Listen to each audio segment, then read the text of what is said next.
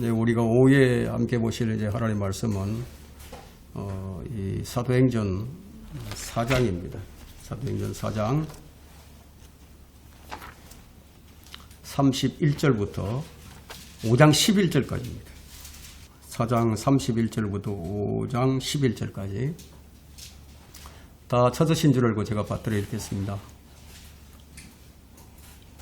그들이 기도를 마치자 그들이 함께 모여 있는 곳이 진동하더니 그들이 모두 성령으로 충만하여 담대하게 하나님의 말씀을 선포하더라.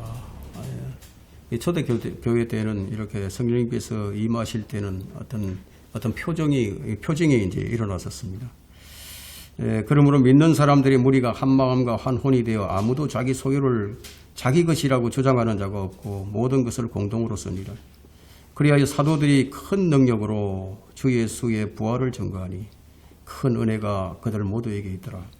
그들 가운데 아무도 부족한 사람이 없었으니 이는 토지와 가옥을 가진 많은 사람이 재산을 팔아서 그 대금을 사도들의 발 앞에 가져다 놓으면 각자에게 필요한 대로 나누어 주었기 때문이라. 이렇게 요즘도 이렇게 하는 사람들이 있죠. 이단 종파에서는 이렇게 합니다. 예전에 전도관 박태선 장로 같은 사람들은 이 신앙촌이라는 지역을 만들어 놓고 이 재산을 팔아서 이제 다 전국에서 가져오도록 만들었죠. 초대교회 때 이제 그렇게 했습니다. 보세요. 그러니까 사도들의 발 앞에 가져다 놓으면 각자에게 필요한 대로 나누어 줬기 때문이라. 35절에 36절에 쿠프로 태생의 레위인 요새라는 사람이 있었는데 사도들은 그를 바나바라고 부르니 이를 해석하면 위로의 아들이라. 바나바도 이렇게 다 갖다 바쳤습니다. 그에게는 토지가 있어 그것을 팔아 그 대금을 사도들의 발 앞에 가져다 놓더라. 5장 1절에 한편 아나니아라고 하는 어떤 사람은 자기 아내 삽비라와 함께 자기 소유를 팔아 그 대금의 일부를 감추니 그의 아내도 그 일을 알더라. 그런데 얼마를 가져와 사도들의 발 앞에 놓더라. 그러자 베드로가 말하기를 아나니아야 어찌하여 사탄이 너의 마음을 가득 채워 성령께 거짓말하게 하며 또 토지 대금의 일부를 감추었느냐. 땅이 그대로 있을 때에도 네 것이 아니었더냐. 또 팔린 뒤에도 네 권한대로 할 수 없더냐. 어찌하여 이 일을 하려고 마음을 먹었느냐. 네가 사람에게 거짓말을 한 것이 아니라 하나님께 하였느니라 라고 하니 아나니아가 이 말을 듣고 쓰러져 숨을 거두더라. 그러므로 큰 두려움이 이 사실을 들은 모든 사람 위에 임하더라. 그러자 젊은 사람들이 일어나 그를 쌈에서 밖으로 메고 나가 장사하니라. 약 3시간쯤 지난 후에 그의 아내가 무슨 일이 있었는지 모르고 들어오니 베드로가 그녀에게 대답하기를 너희가 판 토지 대금이 이것뿐인지 말하라 하니 그녀가 말하기를 예 그것뿐이니이다 라고 하더라. 그러자 베드로가 그녀에게 말하기를 어찌하여 너희가 주의 영을 시험하려고 공모하였느냐. 보라 네 남편을 장사한 자들의 발이 문 앞에 이르렀으니 이제 그들이 너를 메고 나가리라 하자. 그녀가 즉시 그의 발 앞에 쓰러져 숨을 거두니 젊은 사람들이 들어와서 그녀가 죽은 것을 알고 밖에 내어다가 그녀의 남편 곁에 장사하더라. 큰 두려움이 온 교회와 이 사실을 들은 모든 사람에게 임하니라. 오늘 이게 설교 제목은요. 복음의 변천사. 또 이 성령의 역사와 악령의 역사 차이를 보다 이런 제목입니다. 복음이 어떻게 변하는지, 복음이 변해가는 과정, 변천사, 그리고 성령의 역사와 악령의 차이를 보다 이런 제목으로 이제 말씀을 전하고자 합니다. 오늘 이 본문의 말씀을 보니까 이 초대교회의 참된 모습이 어떤 모습이었는지 그 모습을 지금 보여줍니다. 4장 31절을 보니까 그들 모두가 성령으로 충만했죠. 그들 모두 성령으로 충만하여 담대하게 하나님의 말씀을 선포했다고 합니다. 32절을 보면 그들이 어떻게 변화됐는지를 보여줍니다. 믿는 사람들이 한 마음과 한 혼이 됐어요. 믿는 사람들이 이제 하나가 된 거예요. 아무도 자기 소유를 자기 것이라고 주장하는 자가 없었고 모든 것을 다 공동으로 이렇게 사용을 했습니다. 놀라운 변화가 일어난 거죠. 근데 이게 너무 좋아 보여서 그런지 모르지만 칼 막스가 이 구절을 이용해 가지고 공산주의 이론을 만들게 됩니다. 성경을 잘못 사용하게 되면 이처럼 나오지 말아야 할 한 괴물이 탄생하게 되는 겁니다. 자, 이것을 보면 사탄이 왜 사람들로 성경을 왜곡하게 하는지 그 이유를 알 수가 있습니다. 예루살렘 교회의 공동생활과 지금 이단들이 하고 있는 이 공동생활은 차원이 다른 거죠. 또 지금 유엔이 지향하는 그 사회주의는 완전히 다른 거예요. 이거과는. 우선 사람들부터가 다르죠. 초대교회 성도들은 모두 거듭난 사람들이었습니다. 예루살렘 성도들은 어떤 사람들이냐면 구약의 약속들을 그 문자대로 믿는 사람들이었어요. 또한 그것을 그리스도의 재림에 적용시키는 사람들이었습니다. 그러나 사도들이 사유재산 제도를 인정하지 않는 것이 아니라 사유재산 제도를 인정하는 사람들이었어요. 그들이 물건을 함께 공동으로 나누어 쓰는 것은 전적으로 성도들이 자원해서 이루어진 일이었어요. 뭐 사도들이 지시를 하거나 아니면 분배를 하거나 뭐 감독을 하거나 뭐 이런 경찰 같은 사람은 아무도 없었어요. 더구나 초대교회 성도들은 예수 그리스도의 재림을 기다리고 있었습니다. 지금 우리가 기다리는 것처럼 그들도 기다리고 있었다 이거예요. 그들은 여러 날이 지나지 않아서 주님이 재림하실 것이라고 그렇게 고대를 하고 있었습니다.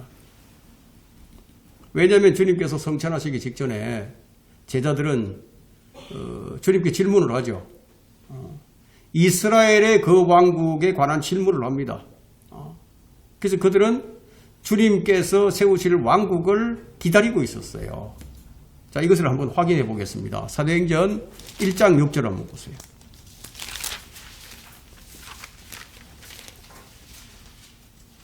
자, 1장 6절부터 봅니다. 그러므로 그들이 함께 모였을 때에 주께 물어 말씀드리기를 주여 이때에 이스라엘의 그 왕국을 다시 회복하시겠나이까 하니 주께서 그들에게 말씀하시기를 너희에게는 그 때나 시기를 알게 하신 것이 아니요 아버지께서 자신의 권한에 두셨느니라. 그러나 성령께서 너희에게 임하시면 너희가 능력을 받으리니 그러면 예루살렘과 온 유대와 사마리아와 땅끝까지 이르러 내게 증인이 되리라고 하시더라.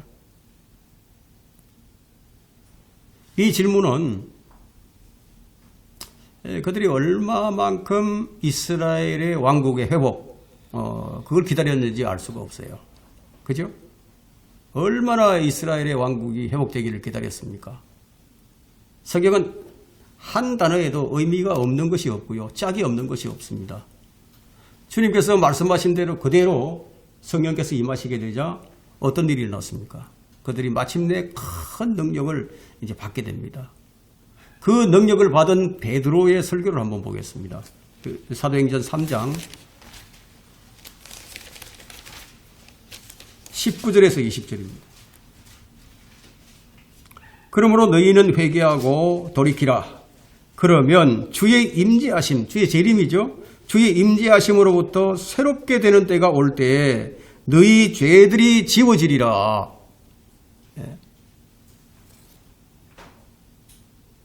회개하고 돌이키라. 그러면 주의 임재하심, 주의 임재하심으로부터 새롭게 되는 때가 올 때, 그때가 언제예요? 재림이죠. 재림을 말합니다. 이스라엘의 죄들이 지워지는 것을 말하고 있죠. 언제? 재림 때예요. 각 개인이 아니라 너희라고 얘기합니다. 이스라엘 전체 민족이에요. 그러니까 베드로의 설교를 듣는 유대인들은 주님께서 곧 오실 줄로 알고 있었습니다. 그런데 이 점을 아는 목사들이 그렇게 많지 않죠. 여러분이 사도행전 7장 이후부터는요, 사도들의 설교가 달라져 버렸다는 것을 잘 간파하지 못합니다. 7장 이후부터는 사도들의 설교가 달라집니다. 왜냐하면 주의 말씀을 올바로 나누어 공부하라는 명령을 무시하기 때문에 이걸 간파하지 못하는 거예요. 성경 해석이 풍요적이고 은유적으로 되는 이유는 성경을 올바로 나누지 못하기 때문입니다. 디모데후서 2장 15절에는 네가 진리의 말씀을 올바로 나누어 자신이 하나님 앞에 부끄럽지 않은 일꾼으로 인정받을 수 있도록 공부하라고 했죠. 말씀을 올바로 나누라. 진리의 말씀을 올바로 나누지 못하게 되면 어떻게 되느냐 이거예요. 하나님이 인정받을 수가 없어요. 목사가 여러분 목사들이나 뭐 일반 사람들도 마찬가지예요. 사도행전을 잘 나누지 않게 되면요. 교리가 달라져 버립니다. 여러분 구원의 교리가 달라져 버립니다. 그럼 구원의 교리가 달라지면 얼마나 그건 무서운 일입니까? 구원을 못 받을 수도 있어요. 구원의 교리가 달라져 버리면은. 그래서 사도행전은 매우 주의해야 됩니다. 사도행전은 사도들의 행적을 기록한 책이에요. 그래서 마태복음부터 이 사도행전을 이렇게 쭉 살펴보면요. 이 복음의 변천사를 알 수가 있습니다. 복음이 어떻게 바뀌는가를 그걸 모르게 되면 갈라디아서 1장에서 말하는 것처럼 다른 복음을 따라갈 수도 있다는 거예요. 다른 복음을 따라가면 구원 못 받는 거죠.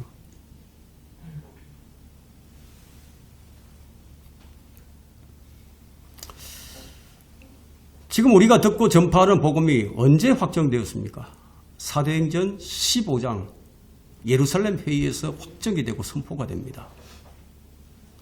여러분이 성경을 정독하게 되면은요, 이 복음의 변천사를 마태복음 3장에서 천국 복음으로 시작이 되어서 사도행전 15장에 이르기까지 그 복음이 어떻게 변해가는 것을 발견할 수가 있습니다. 우리가 전하는 복음은 하나님의 은혜의 복음이에요. 지금 우리가 믿고서 구원받은 복음이 사도행전 15장 예루살렘 회의에서 확정된 그 복음입니다. 그럼에도 불구하고 여전히 사도행전 19장을 가서 보면은 그때에도 다른 복음을 따르는 자들이 있었어요. 지금도 마찬가지로 다른 복음을 따라가는 자들이 있습니다. 사도행전 19장에서 바울이 이제 에베소 지역에 갔죠. 에베소로 가서 어떤 제자들을 만나게 되었는데 그 사람들은 침례인 요한의 침례만을 알고 있었지 그들은 구원받지 못한 사람들이었어요. 그들은 성령이 무엇인지 한 번도 들어본 적이 없는 사람들이었습니다. 그들은 바울을 통해서 복음을 듣고 바울에게 안수를 받고 구원을 받습니다. 자, 이 순서를 보게 되면 그들은 주 예수 그리스도를 믿고 침례를 받은 후에 바울의 안수를 통하여 성령을 받았다는 거예요. 그러면 우리와 좀 다르다는 것을 발견했죠. 우리와는 다르다는 거예요. 그런데 그런 사람들이 모두 12명쯤 되었다고 사도행전 19장 1절로부터 7절에 말씀하고 있습니다. 자, 여러분은 이 사도행전 2장에서 그 설교와 또 사도행전 8장에서 빌립이 전하는 메시지가 다른 점을 여러분 발견했을 겁니다. 8장에서 사마리아인들이 성경을 받는 방식이 2장에서 유대인들이 받는 방식과 다르다는 거예요. 그리고 10장에서 이방인 고넬료 집안이 성령을 받는 방식이 또 다르다는 거예요. 여러분 구약과 신약이 다르죠? 십자가 이전과 십자가 이후가 다르듯이 자 이런 것들을 잘 구분해서 성경을 올바로 나누는 사람이 주님께 인정을 받는 일꾼이 될 수 있습니다. 교회가 크다고 사람들이 많이 모인다고 하나님께 인정받는 것이 아니라는 얘기죠. 진리의 길은 많은 사람이 가는 길이 아니에요. 언제나 옳은 일을 따르는 일은 쉽지가 않습니다. 진리의 길을 걷는 것은 언제나 외로운 길이에요. 어쩌면 여러분의 모든 것을 다 포기해야 될지도 모릅니다. 사람들이 잘 가지 않는 길이에요. 성경은 이렇게 얘기를 합니다. 우리는 진리를 거슬러서는 아무것도 할 수 없고 오직 진리를 위해서만 할 수 있느니라. 진리를 위해 사는 사람들이 많지 않아요. 다 자기를 위해서 사는 거지. 사도행전 2장에서 베드로의 설교는 이 유대인의 민족적인 회개와 민족적인 회심의 메시지를 전파하는 거예요. 그래서 베드로는 사도행전 2장에서 요엘서를 인용해서 설교를 합니다. 구약의 요엘서를. 거기에는 회개하라, 회개하라. 너희가 죽인 예수를 하나님께서 주와 그리스도가 되게 하셨다. 이게 복음의 메시지였습니다. 지금 우리가 듣는 복음은 주 예수를 믿으라. 그리하면 너와 내 집안이 구원을 받으리라. 우리가 전파하는 복음의 내용과 차이가 있죠. 그래서 그가 사도행전 2장 36절에서 뭐라고 설교하는지 한번 보세요. 2장 36절을. 그러므로 이스라엘의 온 집이 분명히 알 것은 너희가 십자가에 못 박은 이 예수를 하나님께서 주와 그리스도가 되게 하신 것이라고 하더라고요. 그들이 무엇을 알고 무엇을 회개해야 했습니까? 그들이 누구입니까? 모든 사람이 아니라 분명히 이스라엘의 온 집이에요. 온 이스라엘이 알아야 할 것이 뭐냐 이게. 너희가 십자가에 못 박은 예수를 하나님께서 주와 그리스도가 되게 하셨다. 이게.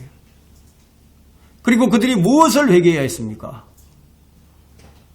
우리가 이분을 십자가에 처형했구나. 이것을 유대인들이 민족적으로 알고 민족적으로 회개해야 되는 것이었다는 거예요.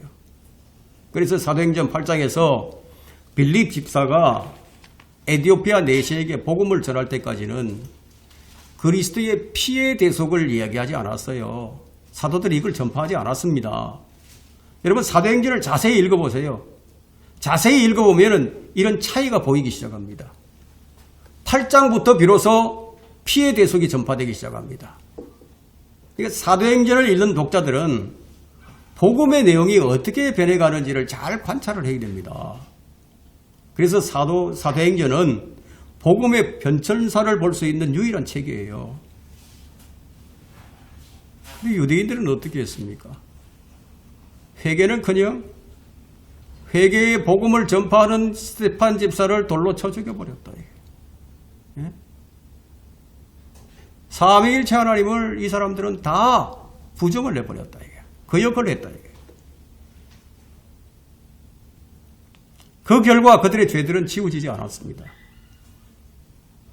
그들의 민족적인 회개와 민족적으로 죄들이 지워지는 것은 언제냐? 재림 때라는 거예요. 재림 때까지는 이스라엘이 회개하지 않습니다. 유대인들은 민족적으로 회개하지 않았어요. 지금도. 다만 지금은 유대인들은 개인적으로 주님을 영접하는 사람들이 들어있을 뿐이에요. 4장 33절을 한번 보세요.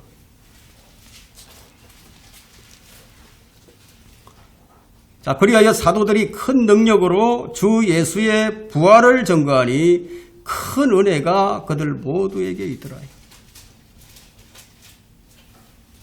그들이 전했던 설교의 주제가 무엇이었습니까? 죽은 자들로부터 살아나신 예수 그리스도예요. 부활하신 예수 그리스도. 이제 새로운 교회는 초자연적인 능력으로 움직이기 시작합니다. 달콤한 말은 달콤한 교제를 만들 수 있지만 여러분 폭발할 것만 같은 인간의 욕망은 채워주지 못합니다. 하지만 부활의 능력은요. 성도들을 변화시킵니다.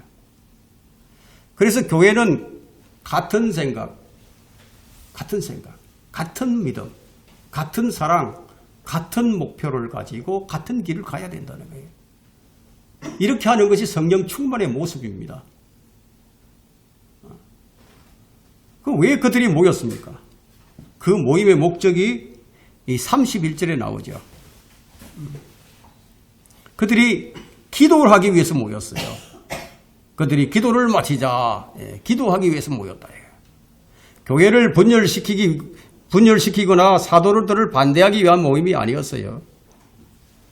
그들의 기도가 응답된 것이 큰 능력으로 증명이 되었는데 그것이 뭐냐면 초대교회가 진정한 교제를 했다는 거예요. 참다운 교제, 성령의 교제를 했습니다. 왜냐하면 그들이 한 마음을 가졌기 때문에 그것이 가장 가능했습니다.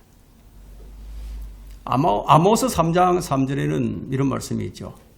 두 사람이 동의하지 않고 함께 그럴 수 있겠느냐. 동의하지 않는데. 같은 마음이 아니라면 분열이 일어납니다. 여러분, 이 세상의 사람들이 모이는 곳에는 딱 세 가지가 있습니다. 일어납니다. 뭐가 일어나는지 아십니까? 거기에는 분쟁이 일어납니다. 종교가 생깁니다. 그리고 쓰레기가 있습니다. 이 세 가지가 이제 쌓이게 되죠. 그래서 교회가 분열하는 거예요. 교리가 다르고 성경도 다르고 그래서 교회가 분열합니다. 자, 우리는 한 마음이 되어 아낌없이 드렸던 초대교회 성도들의 모습을 바로 이 4장 33절로부터 35절에서 우리가 볼 수 있습니다. 다시 한번 읽어보겠습니다. 그리하여 사도들이 큰 능력으로 주 예수의 부활을 전가하니 큰 은혜가 그들 모두에게 있더라. 그들 가운데 아무도 부족한 사람이 없었으니 이는 토지와 가옥을 가진 많은 사람들이 재산을 팔아서 그 대금을 사도들의 발 앞에 가져다 놓으면 각자에게 필요한 대로 나누어 주었기 때문이라. 그들은 90%를 드리지 않았어요. 그들은 하나님께 전부를 드렸어요. 자, 이런 것을 볼 때 오늘날의 성도들을 참 부끄럽게 만들죠. 그죠? 여러분은 이런 초대교회 성도들의 모습을 보고 무엇을 느낍니까?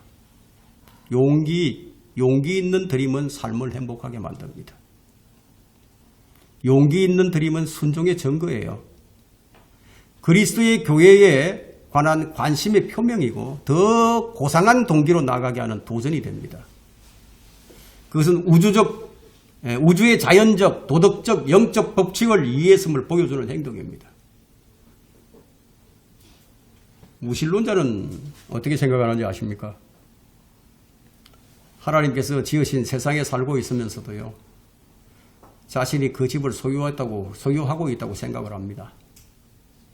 범신론자는 또 어떻게 생각하느냐?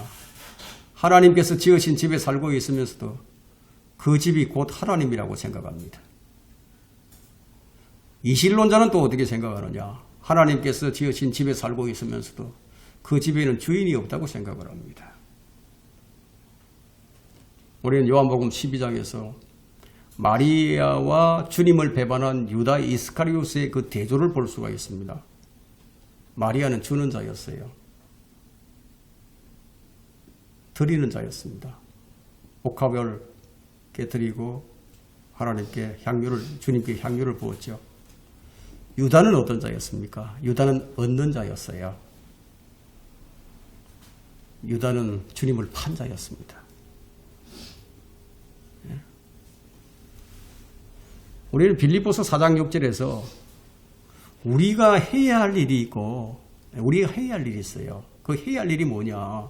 아무것도 염려하지 말고 다만 모든 일에 기도와 간구로 너희 구하는 것들을 감사함으로 하나님께 알려지게 하라. 감사함으로, 염려하지 말고 감사함으로 하나님께 알려지게 하라. 무엇으로? 기도와 간구로 모든 일에 있어서.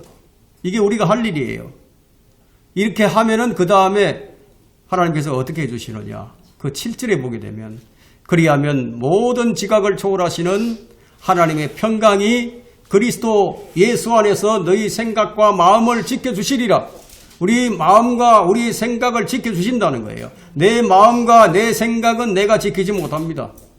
가장 지키기 힘든 게 바로 내 마음과 내 생각이에요. 이것을 하나님께서 지켜주시겠다는 거예요. 조건적으로. 아무것도 염려하지 말고 의심하지 말라는 거예요. 염려도 하지 말고 오직 모든 일에 기도와 간구로 감사함으로 하나님께 알려지게 하라니. 알리라는 얘기예요. 초기 그리스도인들은 주는 자들이었습니다. 마리아처럼 주님께 다 내놓는 사람들이었습니다. 이 주는 자들에 대한 그 가장 이제 위대한 예화를 든다고 하면은 리빙스턴 아시죠? 데이비드 리빙스턴. 그 리빙스턴에게는 형제가 있었습니다. 오늘날 이제 그 형제들의 이름을 아는 그리스도인들이 별로 많지가 않죠. 데이빗의 형제는 자신과 가족의 이름을 내려고 성공을 위해서 일을 시작을 했지만 그 동생 되는 리빙스턴은 의로 선교사로 중앙 아프리카로 갔습니다. 근데 두 형제 모두가 다 위대한 사람이 되어가지고 대영 제국의 인명사전에 그 이름이 올라가 있어요. 그러나 데이빗의 그러니까 데이빗의 리빙스턴의 형의 이름을 아는 그리스도인들은 영국에서 찾아보기가 어렵습니다. 하지만 리빙스턴은 주는 자였기 때문에, 데이빗 리빙스턴은 주는 자였기 때문에 하나님께서 그의 이름을 높이셨죠. 그래서 그의 이름은 주님을 믿는 사람들에게는 어디서나 회자가 되는 거예요. 우리 주님은 주는 분이셨습니다. 좀 덥죠? 예, 좀 에어컨을 좀 트는 게 좋을 것 같습니다. 좀 덥습니다, 저도.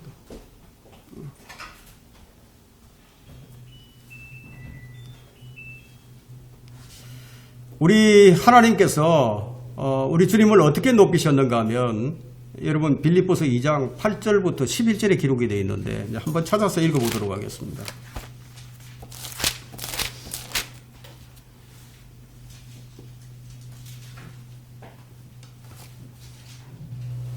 빌립보서 2장 8절.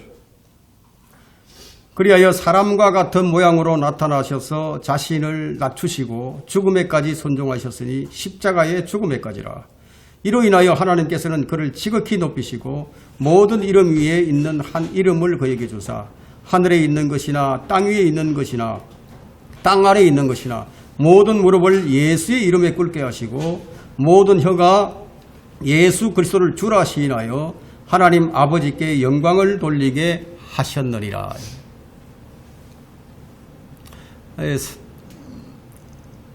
하나님께서 높이시는 거예요. 여러분들을 하나님께서 높여주셔야 됩니다. 여러분 스스로 높아지려고 해도 안 되고 다른 사람이 높여주는 것도 기뻐하지 마십시오. 하나님께서 높여주셔야 됩니다. 자, 우리가 이제 사도행전 다시 넘어와서 사도행전 4장 이 34절부터 이 36절까지 한번 보겠습니다. 자, 그들 가운데 아무도 부족한 사람이 없었으니 이는 토지와 가옥을 가진 많은 사람이 재산을 팔아서 그 대금을 사도들의 발 앞에 가져다 놓으면 각자에게 필요한 대로 나누어 주었기 때문이라. 쿠프로 태생의 레위인 요새라는 사람이 있었는데 사도들은 그를 바나바라고 부르니 이를 해석하면 위로의 아들이라. 많은 사람이 자원함으로 참여를 합니다. 근데 그 가운데 이름이 기록되어 있는 사람이 딱 한 사람 나오는데 바나바예요. 다른 사람들은 많은 사람들이 참여했다고 그렇게 기록이 되어 있습니다. 그러니까 사도행전 4장의 성도들처럼 기쁨으로 드리는 자들은 그들 자신의 영적 생활을 더욱 풍성하게 만드는 거예요. 그런 사람들에게는 다른 책임들을 주셔가지고 수행하게 하기가 쉬워집니다.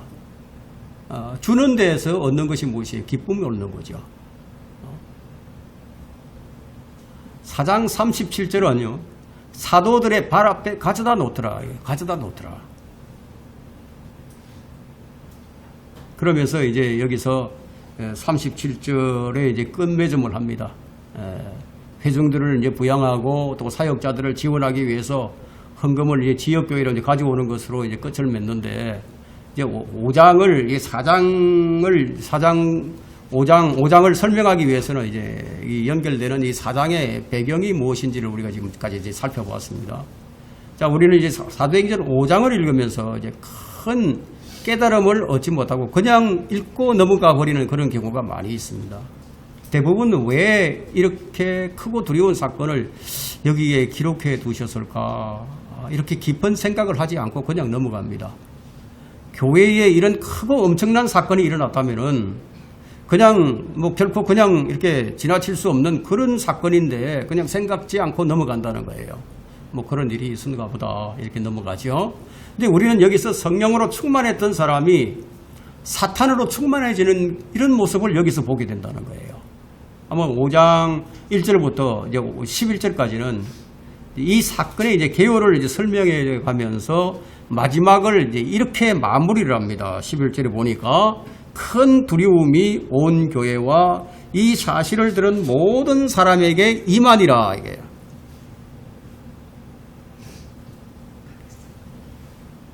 왜 이런 일이 일어났습니까? 한때는 성령 충만했던 사람인데 사탄으로 마음에 가득 모으자, 가득 채우자 성령님을 속이게 되고 성령님을 속이게 되니까 그 즉시 숨을 거둬버렸습니다. 얼마나 두려웠겠습니까? 그 당시 사람들이. 여러분, 성도들도 막이 들릴 수 있어요. 오늘날의 교회는 이상적인 상태에서 벗어나 있습니다. 성령님을 속이는 정도가 아니에요. 성령님을 모독하는 일도 자주 일어납니다. 그러나 아무도 교회가 이런 이상적인 상태에서 벗어난 것에 대해서 걱정을 하지 않습니다. 이런 글들을 읽고도 듣고도 아무도 두려움을 느끼지도 않습니다. 왜 이렇게 되어버렸습니까? 교회가 왜 이렇게 되어버렸습니까?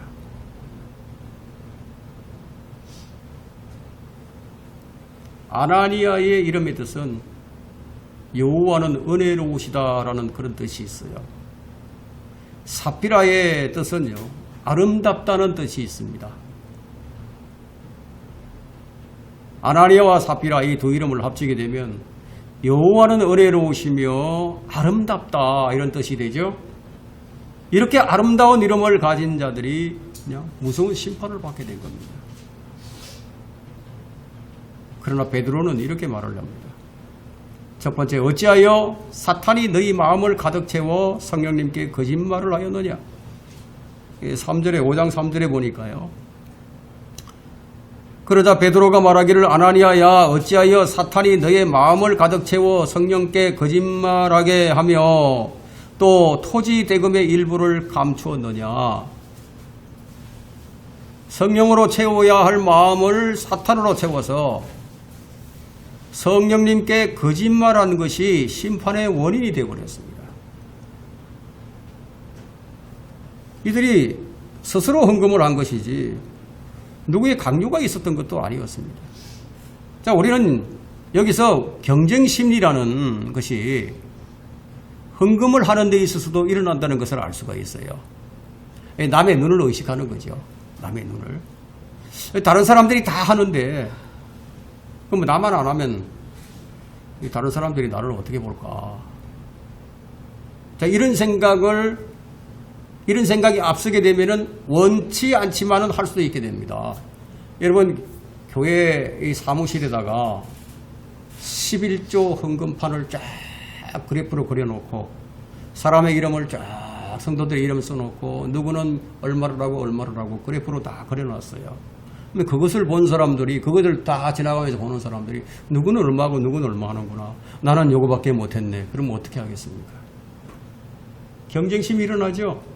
더 많이 내려고.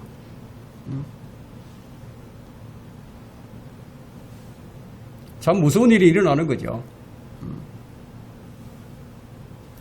자, 그들 부부는 자신들의 소유를 팔아서 바나바가 했던 것처럼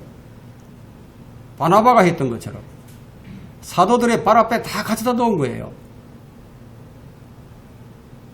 다시 36절과 37절을 보겠습니다. 4장 쿠프로 태생의 레위인 요새라는 사람이 있었는데 사도들은 그를 바나바라고 부르니 이를 해석하면 위로의 아들이라. 그에게는 토지가 있어 그것을 팔아 그 대금을 사도들의 발 앞에 가져다 놓더라. 아주 큰 부자였던 모양이죠. 바나바가. 자기 재산을 모두 팔아가지고 사도들의 발 앞에 가져다 놓았어요.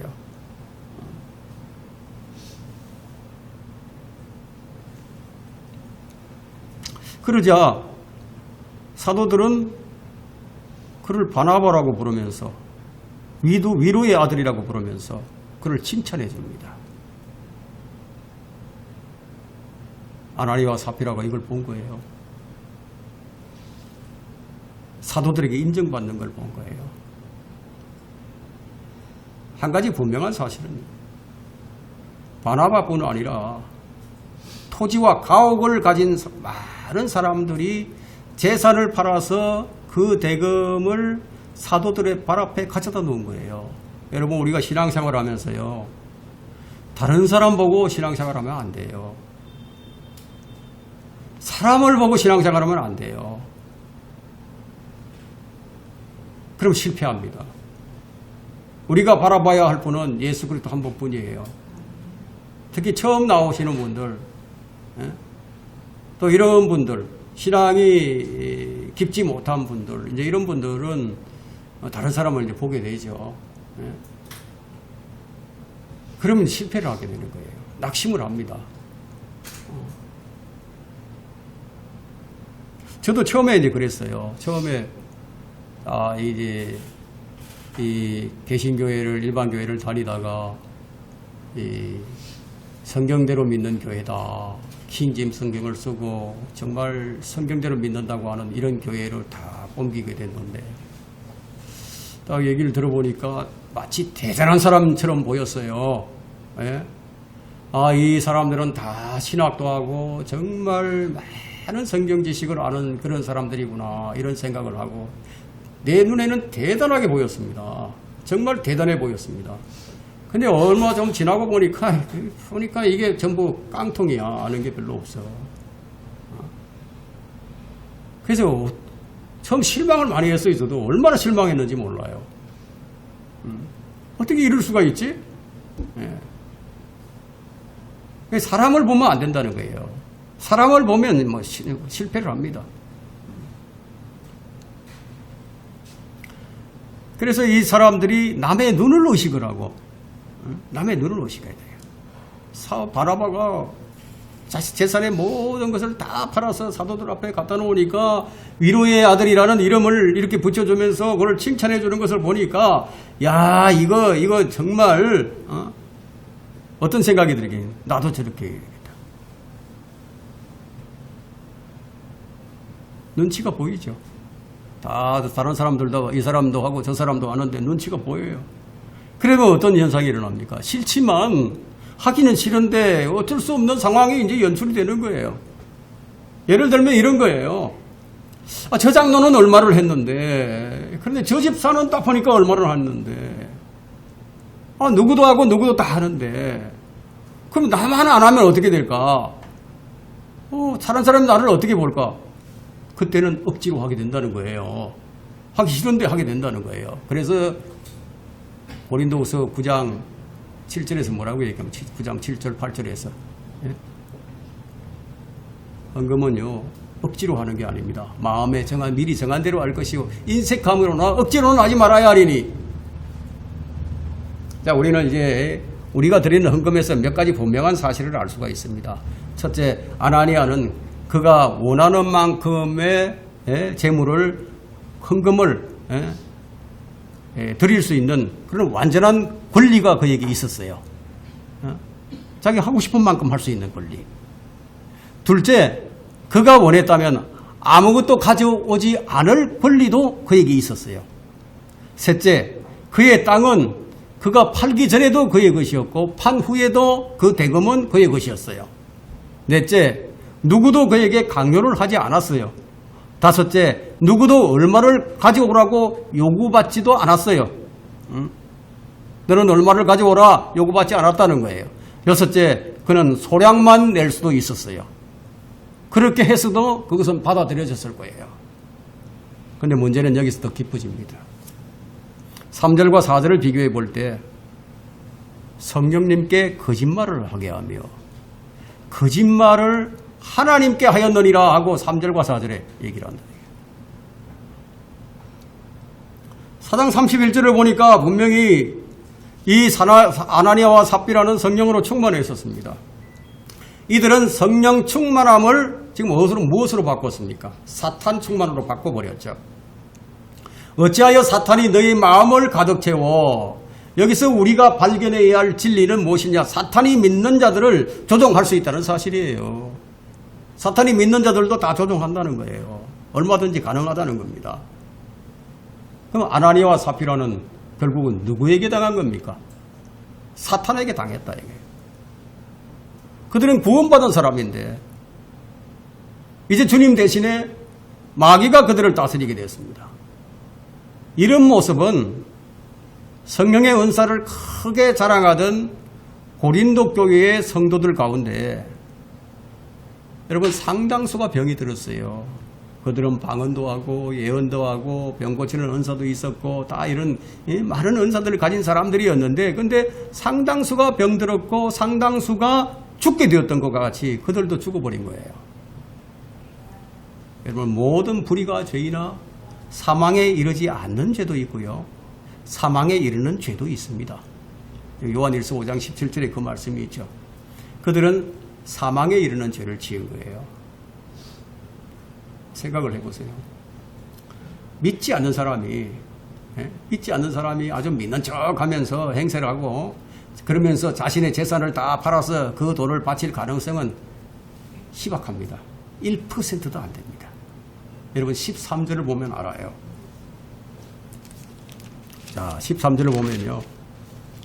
그 나머지 사람들 중에는 아무도 감히 그들에게 동참하지 아니하였으나 백성은 그들을 칭찬하더라.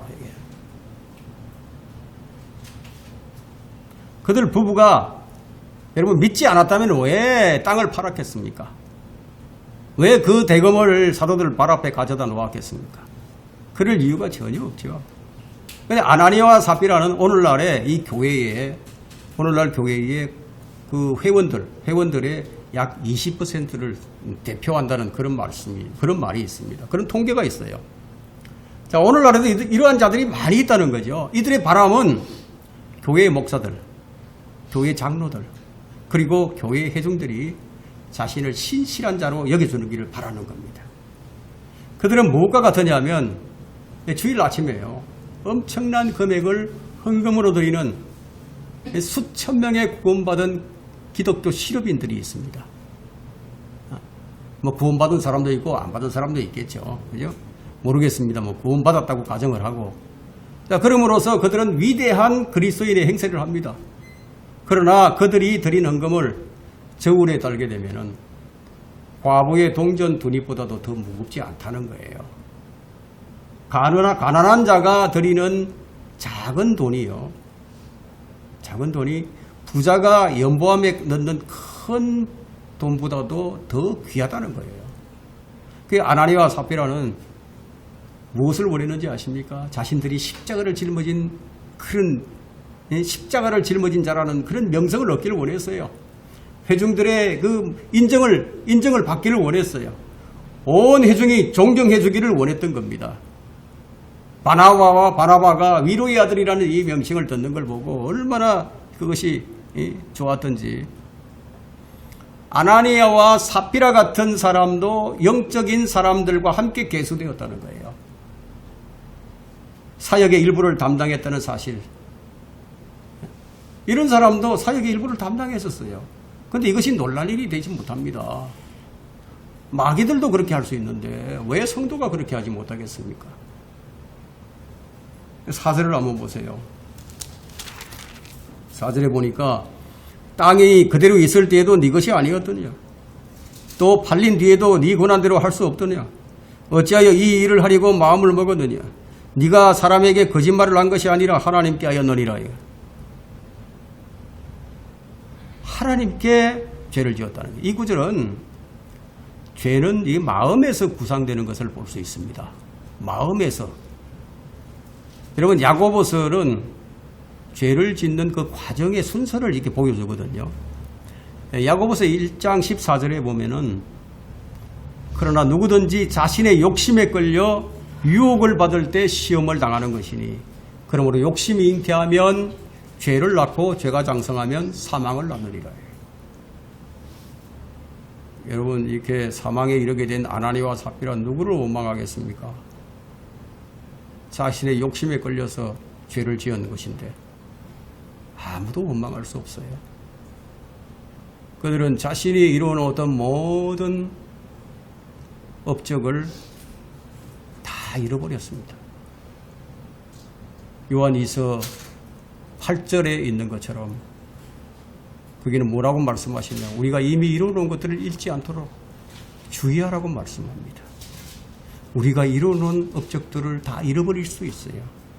어떤 목사님은 아주 위대한 일을 많이 했는데 마지막에 결과가 좋지 않았어요. 이루어놓은 모든 것들을 다 잃어버렸습니다. 믿음을 끝까지 지키지 못했어요. 선한 싸움과 달려갈 길을 다 지키지 못했어요.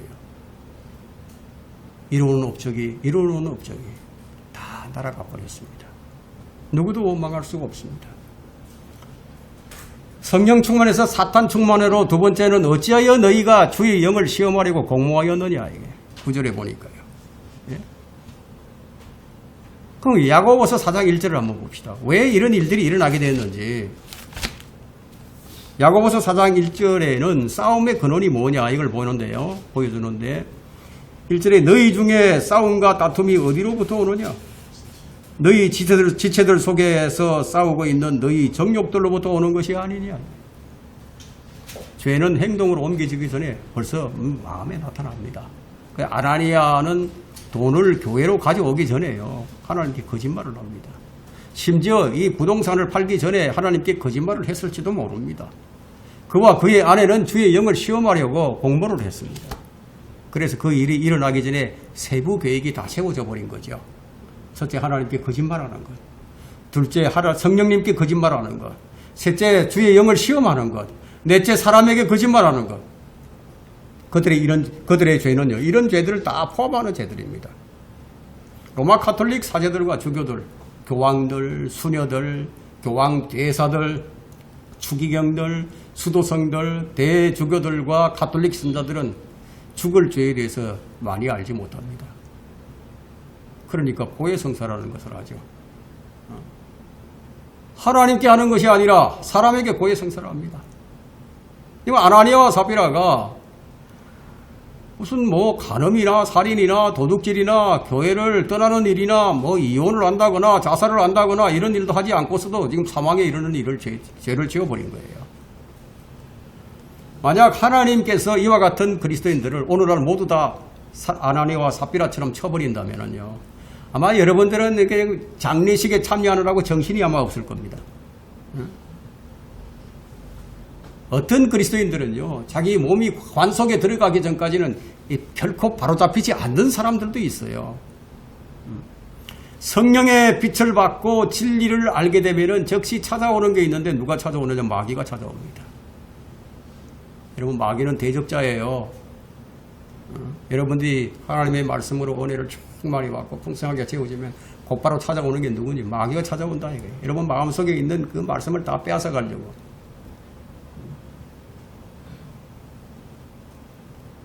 마귀는 언제나 성령의 역사가 있는 곳에 그곳에 온다는 거예요. 놀라운 일이지만 그것이 사실이에요. 욥기서에도 이런 장면을 볼 수가 있습니다. 욥기서 1장 6절과 7절에 보면은요, 하루는 하나님의 아들들이 이제 와서, 천사들이죠, 와서 주 앞에 섰어요. 사탄도 그들 가운데 와서 섰더라는 거예요. 주께서 그에게 말씀을 하시죠. 사탄아, 네가 어디서 왔더냐? 하시니 사탄이 주님께 대답하여 말하기를 땅에서 여기저기 위아래로 두루다니다가 왔다고 그렇게 얘기를 합니다. 그럼 사탄의 활동 무대가 어디예요? 땅 위에, 여기저기, 위아래 두루다녔다. 이 말씀을 보게 되면 지구의 모든 곳이 그의 활동 무대가 분명합니다. 자, 우리가 여기서 주목할 부분은 주님께서 주목한 사람이 어떤 사람이냐는 거예요. 여러분, 주님께서 여러분을 주목하고 계십니까?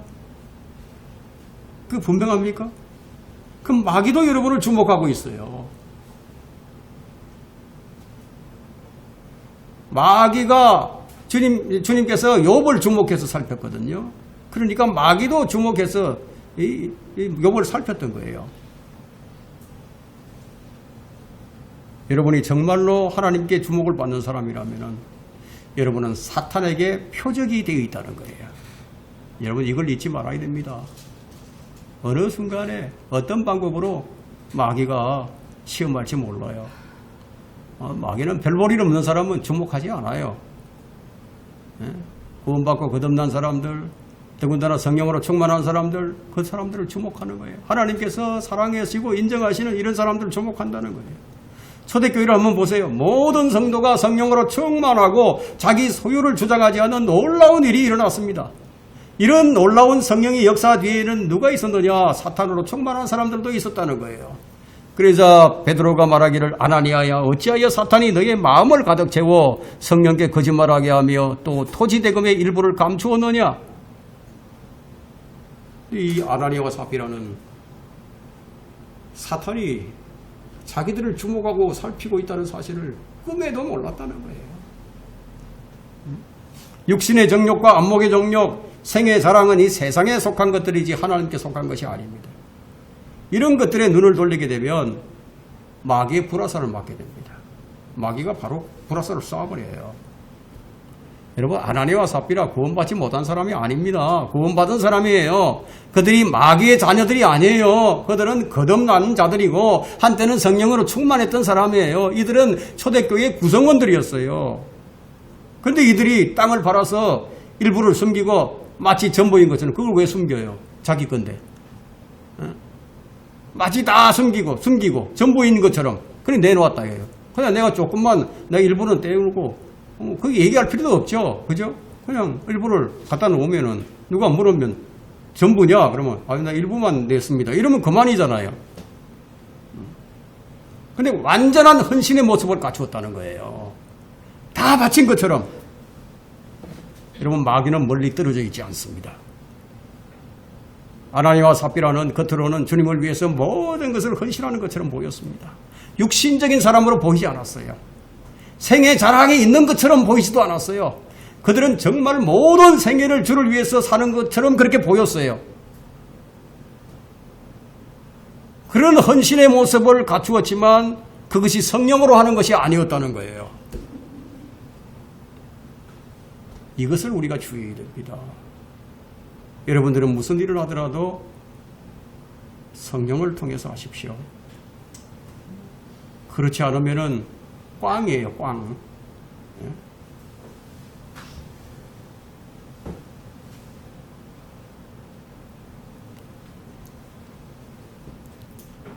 불화살을 맞게 되면요, 자신이 상식 이하의 일을 하면서도요, 사실은 영적인 일을 한다고 그렇게 확신을 하게 됩니다. 무섭죠? 미혹을 당하면 그렇게 됩니다. 마귀는 생의 자랑을 그리스도를 위하는 것처럼 그렇게 속입니다. 열성을 내게 하고요, 열성으로 성경 공부를 하기도 합니다. 더 나아가서는 책을 쓰기도 만듭니다. 그런데 그것이 모두 생의 자랑이었다면 여러분 어떨 것 같습니까? 왜 주님께서 정신을 차리고 깨어있으라고 말씀하셨는지 아십니까?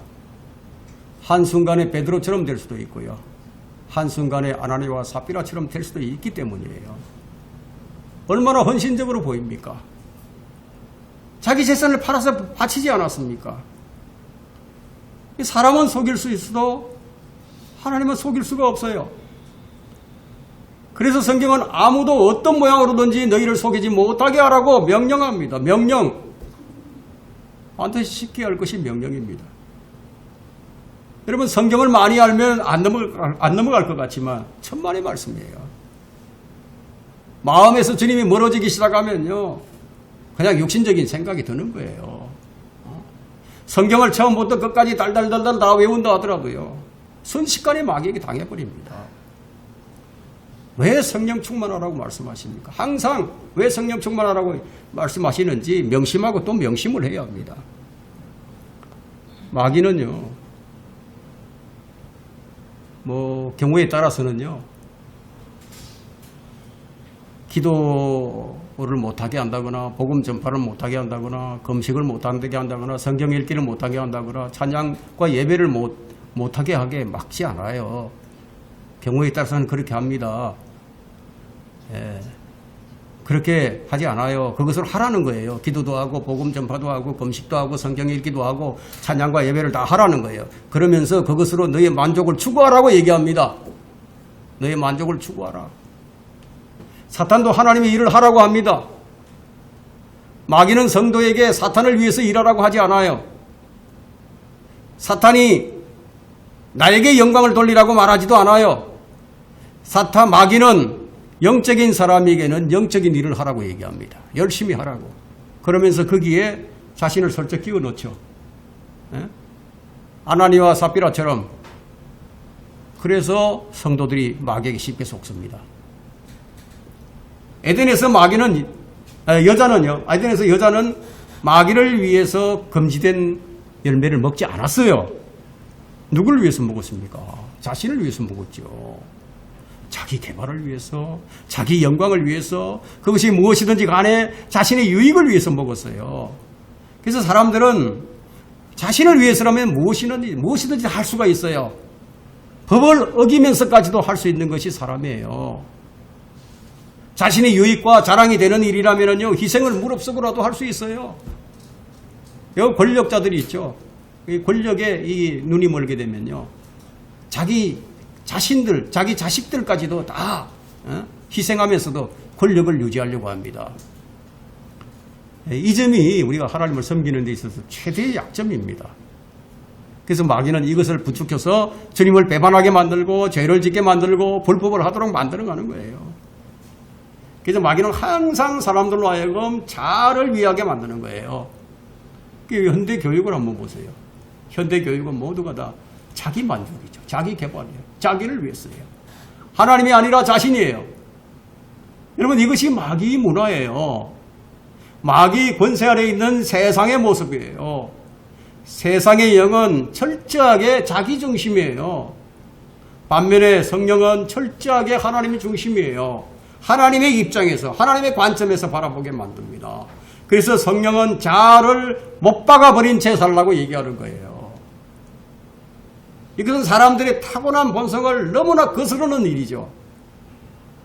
사람은 자신을 위해서 사는 것이 옳은 줄로 알지만 그것이 성령을 대적하는 것인 줄은 모른다는 거예요. 성령이 역사하시는 곳에는 반드시 마귀 역사가 있습니다. 여러분, 주님께서 씨를 뿌리고 탁 하고 나면은 마귀도 와가지고 역시 씨를 뿌리고 갑니다. 우리 마음은요, 오전에도 제가 말씀드린 것처럼 성령과 마귀의 치열한 전쟁터예요.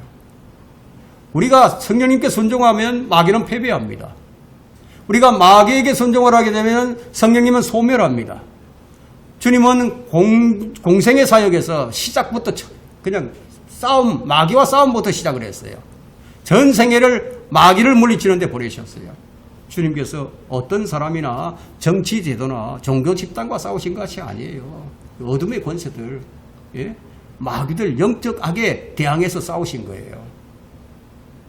자, 우리는 광야에서 주님께서 이 마귀와 싸우신 위대한 영적 전투를 잘 기억하고 있습니다. 주님은 무엇으로 이기셨습니까? 기록되었으되 무엇이? 하나님의 말씀.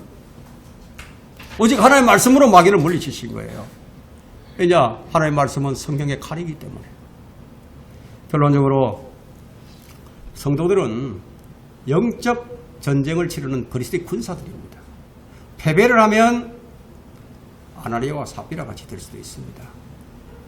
하나님의 말씀은 강력하죠. 예리한 칼이에요. 양날이 서 있으니까. 만약에 그리스도인이 성령의 칼이 없다면 그럼 무엇으로 싸웁니까? 내 안에 말씀이 든 게 없어. 그럼 뭘 가지고 싸우죠? 성경은 하나님의 말씀이 성령의 칼이라고 얘기를 하는데 주님은 이 칼로 싸우는 법을 우리에게 가르치셨어요.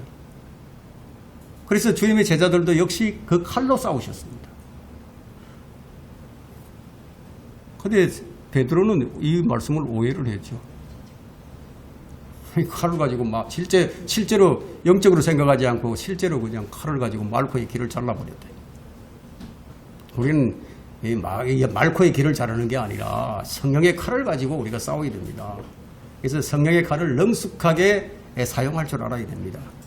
그러니까 결론적으로는 이제 굳게, 진리에 굳게 서는 것이 이제 마귀를 이기는 길이죠. 그죠? 진리의 말씀 없이 여러분 혼자 고민하고 아주 고뇌하고 걱정하고 염려하고 번민하고 갈등하는 것은 그건 싸움 아니에요. 싸움 아니에요. 그건 시달림을 받는 거예요, 마귀에게.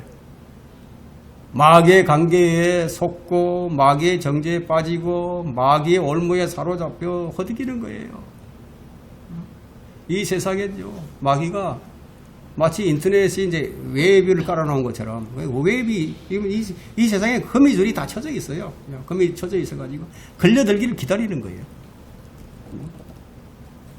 우리가 그러나 성령 안에서 우리가 기도하면 성령의 능력으로 마귀의 강력한 요새들을 다 무너뜨리고요, 승리의 깃발을 꽂을 수가 있는 거예요. 우리 모두가 어떤 사람이 되어야 되겠습니까? 하나님께 인정받는 사람이 되어야 되겠죠. 사람이 아니에요. 우리는 하나님께 인정받아야 됩니다. 우리 모두가 그런 성도들이 되셔야 할 것입니다.